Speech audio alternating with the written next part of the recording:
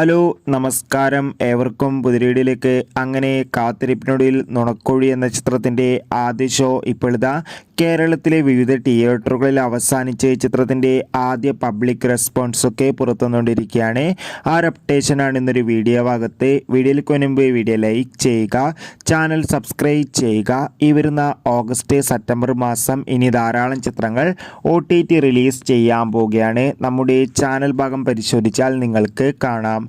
ബേസിൽ ജോസഫ്, ഗ്രേസ് ആൻ്റണി, മനോജ് കെ ജയൻ, സിദ്ദീഖ്, അജു വർഗീസ് എന്നൊക്കെ പ്രധാന കഥാപാത്രങ്ങളായി ഇന്ന് ഓഗസ്റ്റ് 15-ാം തീയതി റിലീസ് ചെയ്ത ചിത്രമായിരുന്നു നുണക്കുഴി. എല്ലാ സിനിമാ പ്രേമികളും ഒരേപോലെയായിരുന്നു ചിത്രത്തിൻ്റെ റിലീസിനായി കാത്തിരുന്നത്.